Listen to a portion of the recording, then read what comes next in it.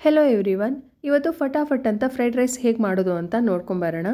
Fried rice ಮಾಡೋದಕ್ಕೆ ಮೊದಲು ಅನ್ನ ಮಾಡ್ಕೊಳ್ಳೋಣ. ಅದಕ್ಕೆ ಒಂದು ಪಾತ್ರೆಗೆ 2.5 ಕಪ್ಪಷ್ಟು ನೀರನ್ನ ಹಾಕ್ಕೊಂಡು ಅದಕ್ಕೆ ಸ್ವಲ್ಪ ಉಪ್ಪು, 1 ಟೀ ಸ್ಪೂನಷ್ಟು ಎಣ್ಣೆ ಹಾಕ್ಕೊಂಡು ನೀರು ಕುದಿಯೋದಕ್ಕೆ ಸ್ಟಾರ್ಟ್ ಆದಾಗ ನೆನೆಸಿಟ್ಕೊಂಡಂಥ ಬಾಸುಮತಿ ರೈಸ್ನ ಹಾಕ್ಕೋತಾ ಇದ್ದೀನಿ. ಅಕ್ಕಿನ 15ರಿಂದ 20 ನಿಮಿಷ ನೆನೆಸಿಟ್ಕೊಂಡ್ರೆ ಅನ್ನ ಸಾಫ್ಟಾಗಿ ಚೆನ್ನಾಗಾಗುತ್ತೆ.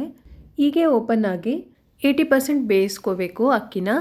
ನಂತರ ಮುಚ್ಚಿಟ್ರೆ ಚೆನ್ನಾಗಿ ಹರಳ್ಕೊಳ್ಳುತ್ತೆ ಮತ್ತು ಬಿಡಿ ಬಿಡಿಯಾಗಿರುತ್ತೆ. ಪೂರ್ತಿಯಾಗಿ ಬೇಯಿಸ್ಕೊಂಡ್ರೆ ಅಂಟಂಟಾಗುತ್ತೆ. ಫ್ರೈಡ್ ರೈಸ್ ಕೂಡ ಮುದ್ದೆ ಮುದ್ದೆ ಥರ ಆಗುತ್ತೆ. ಈಗ ರೈಸ್ ಮಾಡಿ ಇಟ್ಕೊಂಡಿದ್ದಾಯಿತು. ಒಗ್ಗರಣೆ ಮಾಡ್ಕೊಳ್ಳೋಣ. ಒಗ್ಗರಣೆ ಮಾಡೋದಕ್ಕೆ ಒಂದು ಪಾತ್ರೆನ ಬಿಸಿಗಿಟ್ಟು ಅದಕ್ಕೆ 2 ಟೇಬಲ್ ಸ್ಪೂನಷ್ಟು ಎಣ್ಣೆ ಹಾಕೋತಾ ಇದ್ದೀನಿ. ನಂತರ ಸಣ್ಣಗೆ ಹೆಚ್ಚಿದ ಬೆಳ್ಳುಳ್ಳಿ ಮತ್ತು 1 ಹಸಿಮೆಣಸಿನ್ಕಾಯಿನ ಸಣ್ಣದಾಗಿ ಕಟ್ ಮಾಡಿಕೊಂಡು ಸೇರಿಸ್ಕೊಂಡು ಎಣ್ಣೆಯಲ್ಲಿ ಫ್ರೈ ಮಾಡ್ಕೋಬೇಕು.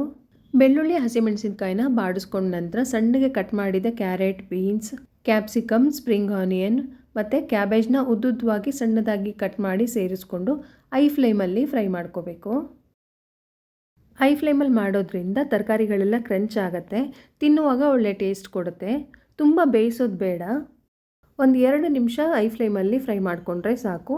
ಲಾಸ್ಟಲ್ಲಿ ಹಸಿ ಬಟಾಣಿ ಹಾಕಿ ಮಿಕ್ಸ್ ಮಾಡ್ಕೋತಾ ಇದ್ದೀನಿ. ನೋಡಿ, ತರಕಾರಿಗಳನ್ನ ಫ್ರೈ ಮಾಡ್ಕೊಂಡಿದ್ದಾಗಿದೆ. ಇವಾಗ ಒಂದು ಸ್ವಲ್ಪ ಉಪ್ಪನ್ನ ಹಾಕಿ ಮಿಕ್ಸ್ ಮಾಡ್ಕೋತಾ ಇದ್ದೀನಿ. ಒಳ್ಳೆ ಟೇಸ್ಟ್ ಕೊಡುತ್ತೆ ತರಕಾರಿಗಳನ್ನ ತಿನ್ನುವಾಗ. ಜೊತೆಗೆ 1 ಟೀ ಸ್ಪೂನಷ್ಟು ಕಾಳು ಮೆಣಸಿನ ಪುಡಿನ ಹಾಕ್ಕೊಂಡು ಮಿಕ್ಸ್ ಮಾಡ್ಕೋತಾ ಇದ್ದೀನಿ. ತರಕಾರಿಗಳನ್ನ ರಾತ್ರಿನೇ ಕಟ್ ಮಾಡಿ ಇಟ್ಕೊಂಡ್ರೆ ಬೆಳಗ್ಗೆ ಲಂಚ್ ಬಾಕ್ಸ್ಗೆ ಅಥವಾ ಬ್ರೇಕ್ಫಾಸ್ಟ್ಗೆ ಫಟಾಫಟ್ ಅಂತ ಮಾಡ್ಕೊಂಬಿಡ್ಬೋದು. ಮಕ್ಕಳಂತೂ ಫ್ರೈಡ್ ರೈಸ್ ಅಂದರೆ ಇಷ್ಟಪಟ್ಟು ತಿಂತಾರೆ. ಚೆನ್ನಾಗಿ ಮಿಕ್ಸ್ ಆದ ನಂತರ ನಾವು ರೆಡಿ ಮಾಡಿಟ್ಕೊಂಡಂಥ ಅನ್ನನ ಹಾಕ್ಕೊಂಡು ನಿಧಾನವಾಗಿ ಮಿಕ್ಸ್ ಮಾಡ್ಕೋಬೇಕು. ಅದಕ್ಕೆ 2 ಟೇಬಲ್ ಸ್ಪೂನಷ್ಟು ವಿನೆಗರ್, 1 ಟೇಬಲ್ ಸ್ಪೂನಷ್ಟು ಸೋಯಾ ಸಾಸ್ನ ಹಾಕಿ ನಿಧಾನವಾಗಿ ಅಕ್ಕಿ ಬ್ರೇಕ್ ಆಗದೆ ಇರೋ ಥರ ಮಿಕ್ಸ್ ಮಾಡ್ಕೋಬೇಕು. ಬಾಸುಮತಿ ಅಕ್ಕಿ ಬದಲಾಗಿ ನಾವು ಮನೇಲಿ ಉಪಯೋಗಿಸೋಂಥ ಅಕ್ಕಿಯಿಂದನೂ ಕೂಡ ಮಾಡ್ಕೋಬೋದು.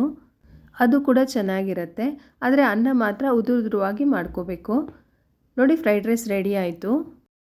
ಇದನ್ನು ಹಾಗೇನೂ ತಿನ್ಬೋದು ಅಥವಾ ಸಾಸ್ಗಳ ಜೊತೆಗೂ ತಿನ್ಬೋದು. ರೆಸಿಪಿ ಇಷ್ಟ ಆದರೆ ಲೈಕ್, ಶೇರ್, ಕಮೆಂಟ್ ಮಾಡೋದನ್ನು ಮರಿಬೇಡಿ. ಹೀಗೆ ಸಪೋರ್ಟ್ ಮಾಡ್ತಾಯಿರಿ. Thank you for watching.